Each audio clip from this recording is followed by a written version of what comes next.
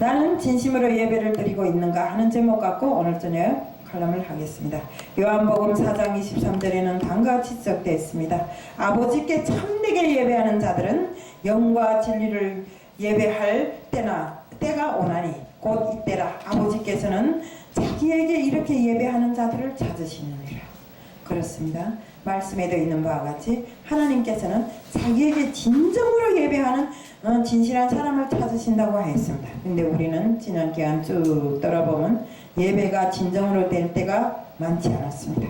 우리 여기에 보면 이스라엘 백성을 신뢰로 들 수 있습니다.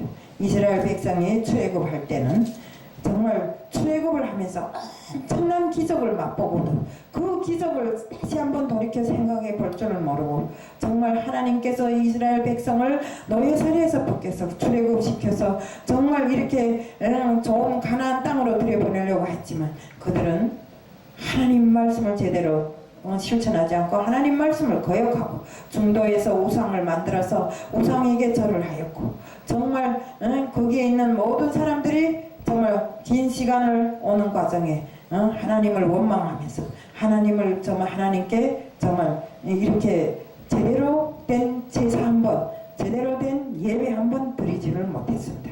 그들은 우선 하나님이 아닌 다른 우상을 만들어 갖고 거기다 절하고 그것을 믿으면서 광야 땅에서 어지러운 생활을 했습니다. 하나님께서 정말 40일이면 들어갈 수 있는 광야 땅에 광야 길을 거쳐서 가나안 땅으로 40일이면 들어갈 수 있었습니다. 그런데 그 길을 왜 하나님께서 40년이나 돌렸는가? 그 40년이란 긴 세월을 돌면서도 그들이 자각하지 못한 것은 하나님께서 그들이 진정으로 하나님께 충성하는 자기 백성을 만들어서 어떤 어려움 속에서도 하나님만을 경외하는 자기 백성을 만들기 위해서 그들이 회개하기를 바랐고 그들이 바로 서기를 바랐지만 그들은 바로 설 기회조차도 다 지나쳐 버리고 정말 그 기나긴 시간을 우상을 섬기고 우상에게 절하고 우상에게 제사를 드리고 이렇게 하다 보니까 하나님께 충성할 수 있는 기회가 없어졌습니다. 그리고 정말 거기에서는 장정 60명만 개수했는데 개수로 볼 때 장정 60명이었었는데 가나안 땅에 들어간 사람은 2명밖에 없습니다. 눈의 아들 갈렙과 여호수아밖에 없습니다. 그들은 진정으로 하나님께 충성한 사람들이었고 하나님을 마음에 담고 하나님이 하라는 일은 어떤 일이든지 담대하게 진행했던 사람들이었습니다. 그렇습니다. 그들은 40년 광야 시간에 이렇게 그 광야를 보내면서도 자신들이 어떤 생활을 하는지조차도 모르고 이렇게 다 죽임을 당한 것입니다. 그렇습니다. 우리들이 생활도 역시 그렇습니다. 40년이다 50년이다 하나님을 믿었다고 큰소리 치는 사람들이 생활도 역시 하나님께 진정으로 예배드리고 하나님께 진심을 담아서 자신이 살지 못하고 있습니다. 예배 시간에는 여기 와서 시간만 굼때는 그 시간을 보내고 있습니다. 언제면 저 설교가 길지 않게 짧게 빨리 끝날 것인가 언제면 빨리 끝나겠는가 이 생각만 하고 앉아 있습니다.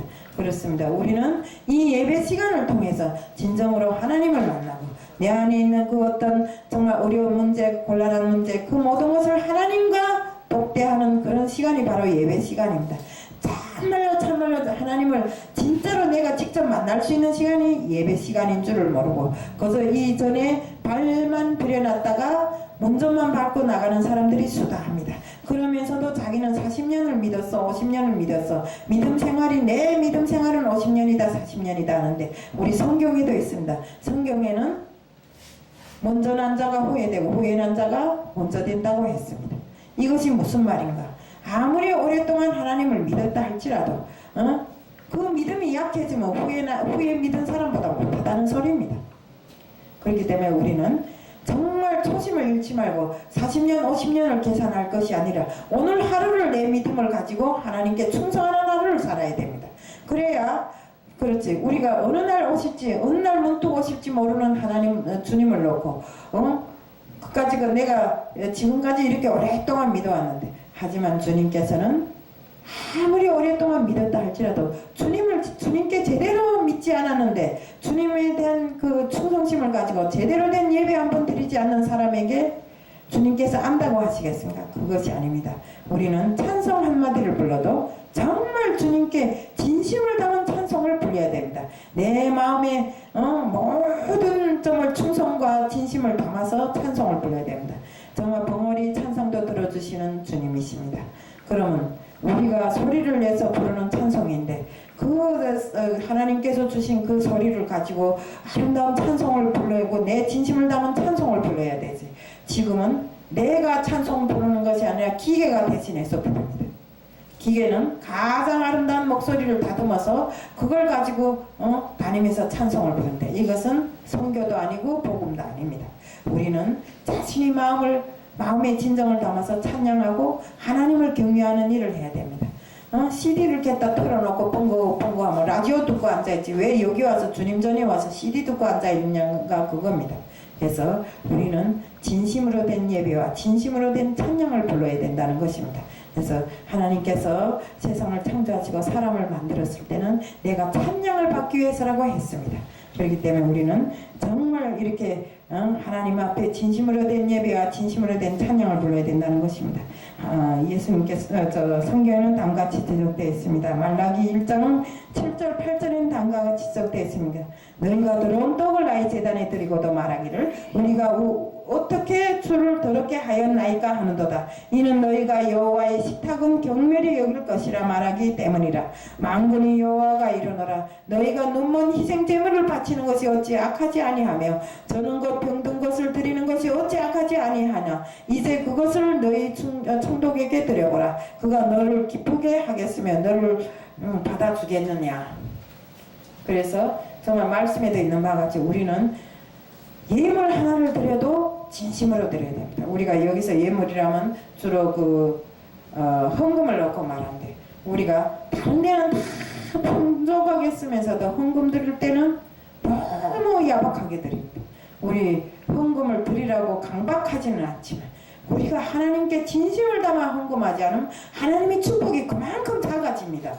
왜? 내게 있는 모든 것을 하나님께 드리라고 했는데 내게 있는 모든 것을 내일에 써먹고 내게 있는 조그만 것을 하나님께 드리면 하나님이 축복이 크겠습니까? 안 크겠습니까?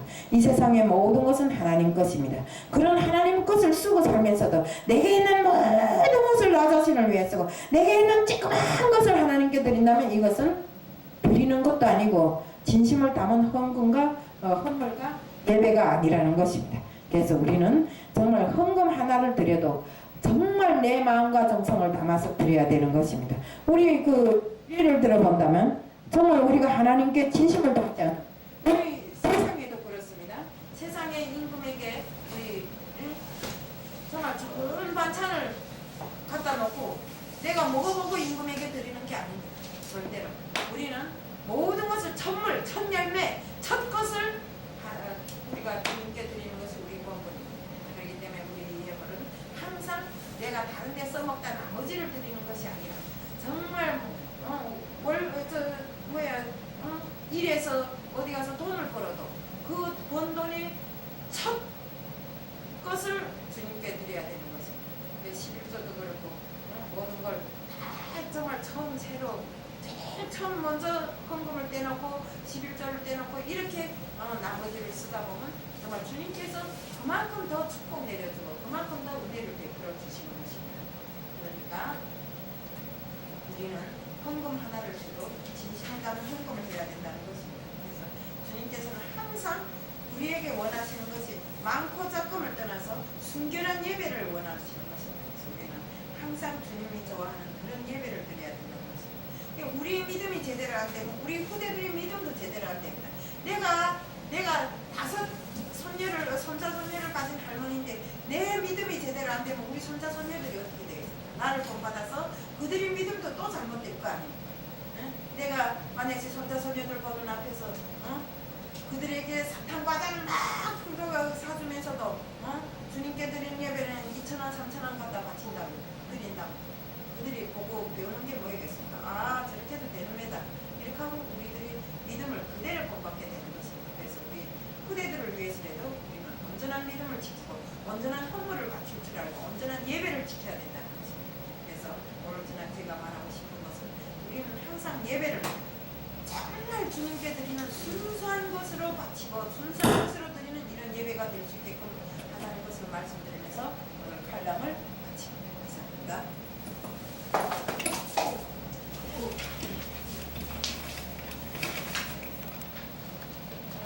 저